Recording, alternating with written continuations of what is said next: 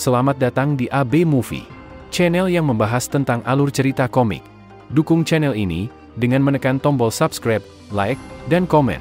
Jika ada yang mau donasi, bisa lewat link Saweria yang ada di deskripsi. Tak usah berlama-lama, kita langsung masuk ke ceritanya.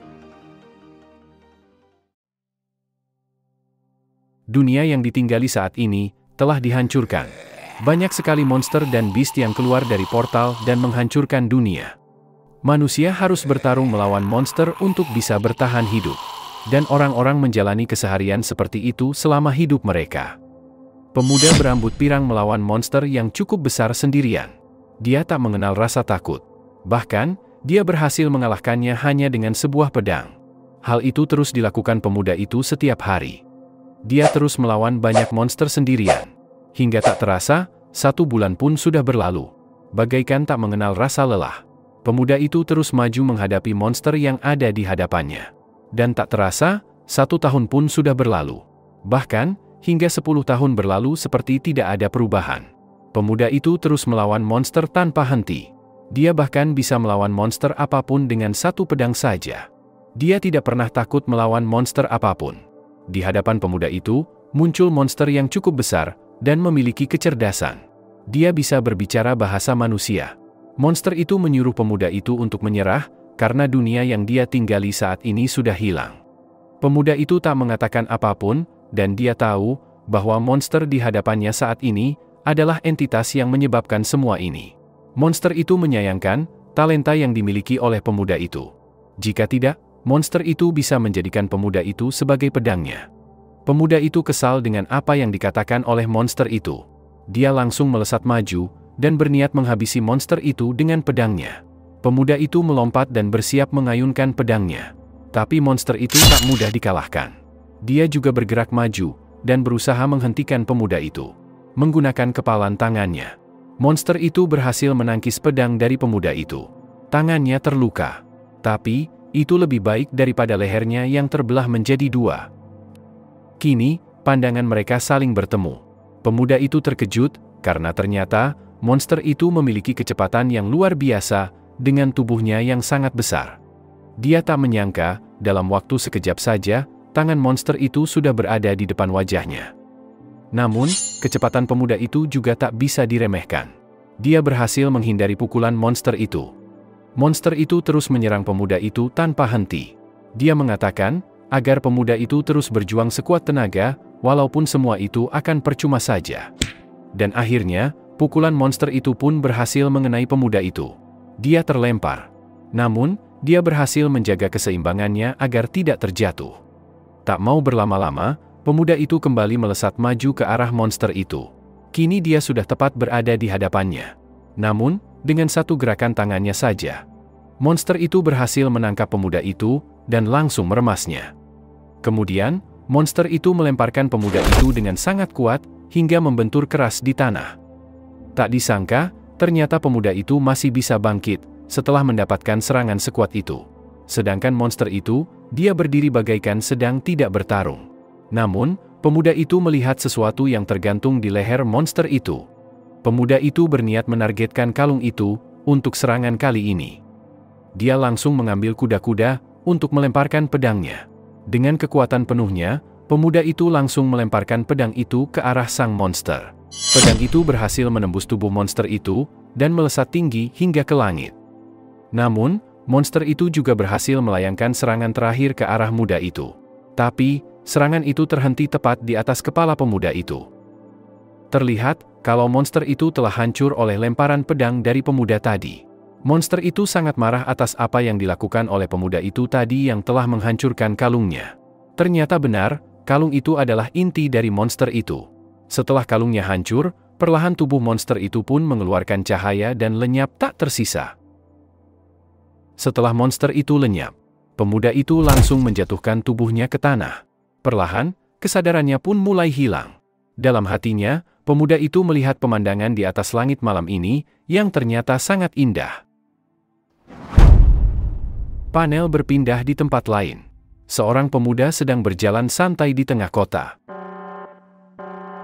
Tiba-tiba, sirine peringatan bahaya berbunyi. Peringatan bahaya itu berada di gate Namsan Bay, Rank C. Pemuda itu berjalan menuju ke arah gate itu. Namun, penjaga gate mencoba menghentikan pemuda itu dan menanyakan nomor hero serta unique ID-nya. Tapi, pemuda itu tak menghiraukan petugas gate dan terus berjalan masuk.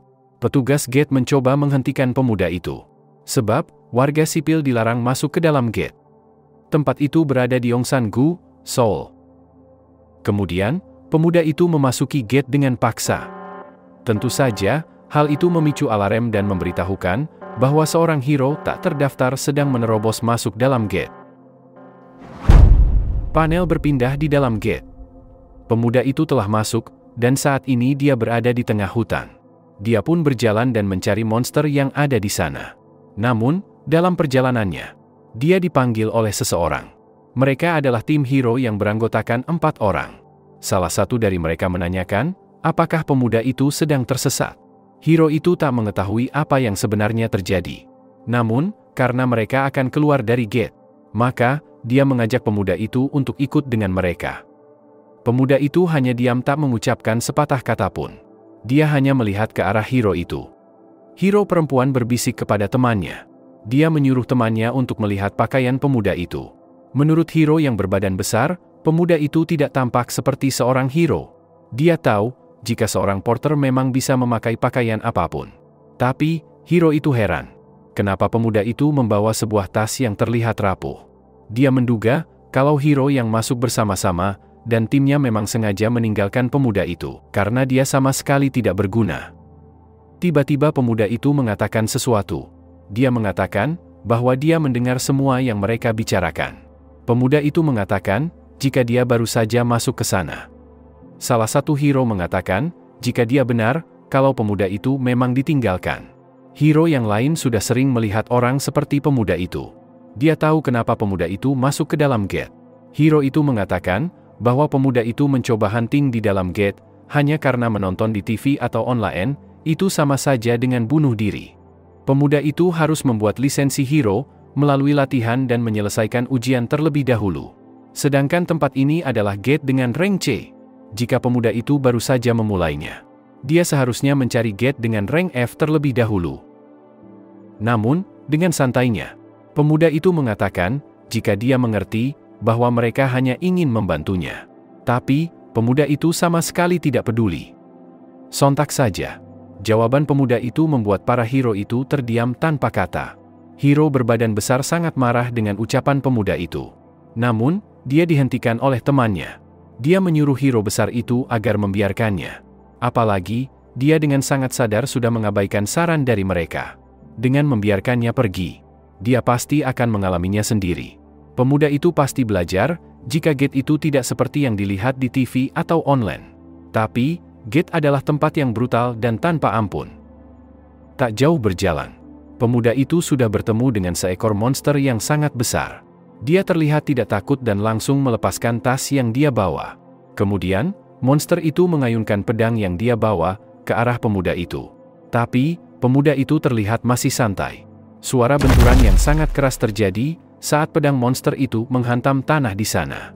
Monster itu terkejut karena dia tidak berhasil mengenai pemuda itu. Tiba-tiba pemuda itu muncul dan sudah menyiapkan tinjunya. Hanya dengan tangan kosong saja, kepala monster itu berhasil dihancurkan oleh pemuda itu. Bahkan, monster itu sama sekali tidak sempat untuk bereaksi. Pemuda itu tak menyangka. 10 tahun sudah berlalu.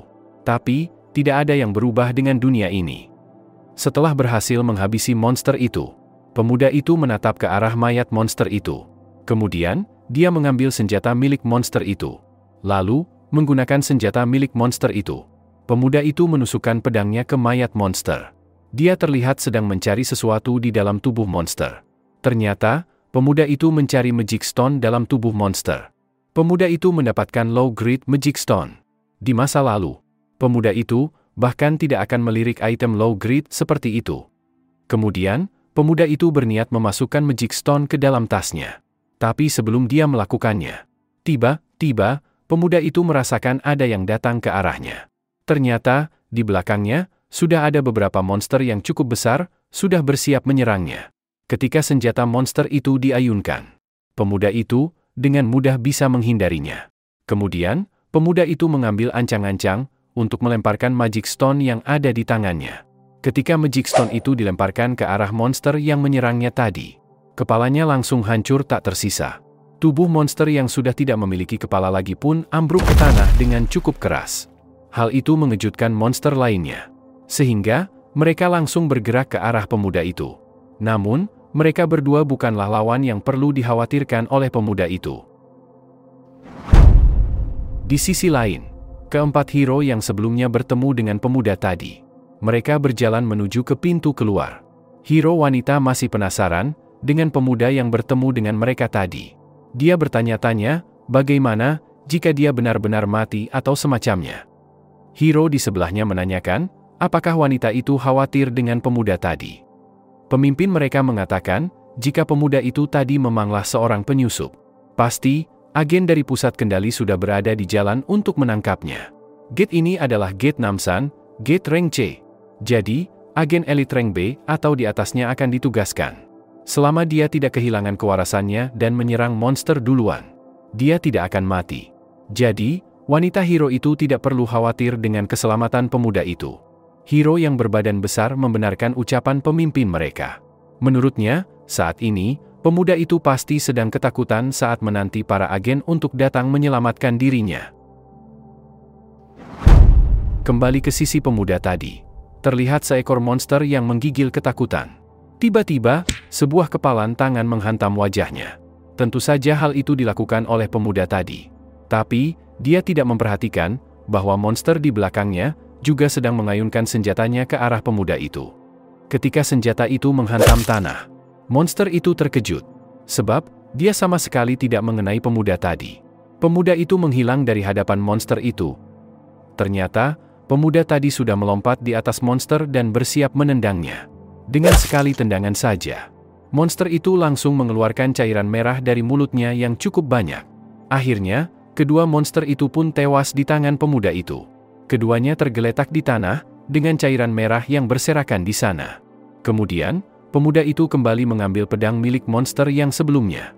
Dia berniat mengambil Magic Stone dari monster yang telah dia habisi. Beberapa saat kemudian, pemuda tadi sudah berhasil mengumpulkan beberapa Magic Stone di dalam tasnya. Namun menurutnya, panen kali ini tidak terlalu bagus. Pemuda itu telah mengumpulkan 12 low grade dan 16 lower mid grade Magic Stone. Tapi, di belakang pemuda itu, seorang agen telah berhasil menemukannya. Dia langsung melaporkan bahwa penyusup itu sudah dia temukan. Mendengar ada seseorang di belakangnya, pemuda tadi langsung menoleh. Dia langsung menatap tajam ke arah agen itu. Tak lama kemudian, semua agen sudah datang ke sana. Agen berambut pirang memberitahukan bahwa mereka dari pusat kendali Gate. Agen itu meminta pemuda itu untuk menunjukkan kartu identitas hero-nya. Namun, jika pemuda itu bukanlah seorang hero yang tidak terdaftar, pemuda itu harus ikut bersama mereka ke pusat kendali. Pemuda itu tak paham apa yang dimaksud dengan pusat kendali Gate. Agen itu kesal, dia menyuruh pemuda itu untuk mengikuti instruksi dari mereka. Menurut pemuda itu, mereka cukup menyebalkan, dan dia berniat pergi dari sana. Agen itu menyuruh temannya untuk segera mengeluarkan borgol, dan segera memborgol pemuda itu.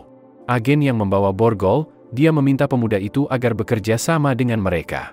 Jika pemuda itu menolak untuk bekerja sama, maka mereka harus menggunakan cara kasar untuk membawanya. Tapi, pemuda itu hanya diam dan melihat ke arah borgol itu. Kemudian, agen tersebut langsung memegang tangan pemuda itu dan mengangkatnya ke atas. Dia mengatakan, jika pemuda itu melawan, maka dia akan terluka secara fisik. Dan itu akan menjadi tanggung jawab pemuda itu sepenuhnya. Dia meminta pemuda itu agar dia ikut ke pusat kendali dan menyelesaikan hal ini dengan damai. Namun, dengan sangat cepat, pemuda itu berhasil melepaskan tangannya, dan dia langsung memegang tangan agen itu. Agen itu terkejut dengan kecepatan pemuda itu. Pemuda itu mengatakan agar mereka berhenti mengganggunya dan segera pergi. Dia mengatakan hal itu sembari meremas tangan agen itu. Sontak saja, agen yang lain langsung bersiap mengambil senjatanya. Senjata yang mereka bawa adalah tongkat penyengat yang dapat mengeluarkan aliran listrik di ujung tongkatnya. Dalam hati pemuda itu, Great Formanasil mungkin akan bekerja pada sosok orc, tapi tidak dengan dirinya. Kemudian, pemuda itu memutar tangan agen itu, yang membuat agen itu berteriak kesakitan. Dengan tatapan yang sangat serius ke arah para agen, pemuda itu memperingatkan mereka untuk terakhir kalinya. Jika mereka tidak mau terluka lebih dari ini, pemuda itu menyuruh mereka untuk segera pergi. Mendengar ucapan pemuda tadi, kedua agen yang membawa tongkat pemukul kesal, dan langsung bergerak menyerang pemuda itu. Tapi, dengan mudah pemuda tadi berhasil menangkis kedua tongkat itu dengan kedua tangannya. Salah satu agen langsung melancarkan serangan kedua dengan pukulannya. Namun, dengan sangat mudah, pemuda itu berhasil menghindarinya. Tetapi, sebelum agen itu melancarkan serangan ketiganya, pemuda tadi sudah lebih dulu menendang perut agen itu menggunakan kakinya. Agen itu terlempar dan berteriak kesakitan setelah dia mendapatkan tendangan dari pemuda itu. Tak selesai sampai di situ saja. Kaki pemuda itu langsung berpindah ke arah agen yang satunya. Dia mendapatkan tendangan yang cukup keras pada perutnya, sehingga tubuhnya terlempar jauh ke belakang. Agen yang tersisa tak menyangka, kedua temannya berhasil dikalahkan dengan mudah oleh pemuda itu. Dia mulai ragu untuk maju menyerangnya. Dia kesal, namun dia tidak berani untuk maju. Dia hanya bisa mengerang, dan mengeluarkan keringat yang cukup banyak pada wajahnya. Kemudian, pemuda itu menoleh dan menatap ke arah agen yang tersisa. Tiba-tiba, tubuh pemuda itu menghilang dari tempatnya berdiri. Agen itu terkejut, mendapati pemuda itu, yang tiba-tiba menghilang. Tanpa bisa menyadari kehadiran pemuda itu, agen tersebut langsung mendapatkan pukulan yang sangat keras pada perutnya. Agen itu cukup tangguh. Walaupun sudah mendapatkan pukulan yang keras pada perutnya, dia masih bisa berdiri. Namun, agen itu terus memegangi perutnya. Kemudian, pemuda itu menanyakan, apakah tidak ada masalah dengan hero yang terdaftar. Agen itu membenarkannya, selama tidak ada tindakan ilegal di dalam gate, maka mereka tidak akan dikerahkan. Pemuda itu kembali bertanya, bagaimana dengan Rift Zone? Agen itu terkejut mendengar pertanyaan dari pemuda itu. Dia menjelaskan, jalur dimensional yang menjadi awal kemunculan para monster di dunia. Di sana, hasil perburuan para monster itu digunakan sebagai sumber energi baru. Oleh karena itu, negara memonopoli jalur masuk dan perdagangan monster, yaitu gate. Sedangkan, ruang tak diketahui yang belum berubah menjadi gate, dinamakan sebagai Rift Zone. Pemuda itu menanyakan, apakah mereka akan tetap mencarinya, tidak peduli gate mana yang dia masuki, dengan menganggapnya sebagai penyusup atau semacamnya. Agen itu membenarkannya. Jika ada hero tak terdaftar yang masuk tanpa izin, maka akan ada laporan otomatis yang masuk ke pusat kendali. Kemudian, agen terdekat akan dikerahkan untuk menangkapnya. Sedangkan, Rift Zone, tempat itu tidak bisa dimasuki dengan mudah. Asosiasi hero tidak akan membiarkan dengan mudah. Tiba-tiba, pemuda itu sudah bergerak maju dan menangkap wajah agen itu. Agen itu menyesal, sebab dia tidak melaporkan kejadian ini ke markas dari tadi. Kemudian, pemuda itu langsung melemparkan tubuh agen itu dengan cukup kuat. Menurut pemuda itu, para agen itu, tidak ada yang spesial dari mereka. Saat pemuda itu berjalan pergi, agen itu mengatakan, bahwa dia akan menghabisi pemuda itu suatu hari nanti. Kembali ke waktu di mana pertarungan pemuda berambut pirang telah selesai. Dia mendengar teriakan terakhir dari monster itu. Saat itu, dia seraya tidak sadarkan diri, dan merasa bahwa dirinya hanyut ke suatu tempat, yaitu sebuah kematian. Sebelumnya, pemuda itu mengira bahwa dirinya sudah mati. Tapi, matanya terbuka dan di hadapannya ada seorang pemuda yang mengenakan kaos berwarna putih. Pemuda itu bertanya, siapakah pemuda berkaos putih itu? Dia mengatakan, bahwa namanya adalah Seo Dojun. Saat ini, dia sedang sekarat. Seo Dojun memiliki sebuah permintaan. Kalau pemuda itu mau mengabulkannya, maka dia akan pergi dengan tenang. Namun, pemuda itu tidak mau. Hal itu membuat Seo Dojun sangat sedih. Pemuda itu menanyakan, apakah Seo Dojun masih mempunyai penyesalan dalam hidupnya. Padahal, pemuda itu sudah bertempur mati-matian selama 10 tahun. Tapi, dia malah dikhianati oleh rekan yang sudah dia percaya. Bahkan, negaranya juga sudah hancur. Teman-temannya juga sudah mati. Begitu juga dengan keluarganya. Meskipun Seo Dojun hidup dengan benar, takdir tidak akan menyinari hidupnya. Seo Dojun terdiam, dia merenungi apa yang diucapkan oleh pemuda itu. Kemudian, Seo Dojun mengatakan, meskipun hidupnya akan berakhir seperti itu, dia berharap Nenek dan Eun yang saat ini masih hidup, tidak perlu hidup dalam kesengsaraan. Pemuda itu menghela nafasnya dan menanyakan apa yang Seo Dojun inginkan. Sontak saja, Seo Dojun langsung bahagia. Dia pun langsung mengatakan apa yang dia inginkan. Panel berpindah di Kompleks Digital Gasan, Distrik Gyeongcheon, Kota Seoul. Sekarang, distrik ini dijuluki sebagai Kompleks Hero. Ada lebih banyak perusahaan dagang yang menjual produk Gate daripada perusahaan IT. Seo Dojun berjalan dan memasuki salah satu toko. Penjaga toko menanyakan, apa yang Seo Dojun inginkan. Seo Dojun mengatakan bahwa dia ingin menjual Magic Stone. Penjaga toko itu mengatakan bahwa Seo Dojun datang ke tempat yang tepat. Mereka akan membeli Magic Stone dengan harga tertinggi di seluruh Korea Selatan. Begitu Seo Dojun mengeluarkan semua Magic Stone yang dia bawa, penjaga toko itu sangat terkejut. Dia tak menyangka bahwa Magic Stone yang akan dijual belum dibersihkan dari cairan merah yang menempel. Karena Magic Stone cukup banyak, penjaga toko itu menyuruh Seo Dojun untuk menunggunya sebentar. Penjaga toko itu juga menawarkan kopi jika Seo Dojun mau. Seo Dojun menunggu petugas itu membersihkan semua Magic Stone sembari minum kopi. Tak lama kemudian, penjaga itu mengatakan bahwa totalnya ada 12 low-grade Magic Stone, 16 mid-grade Magic Stone, dan 5 high-grade Magic Stone.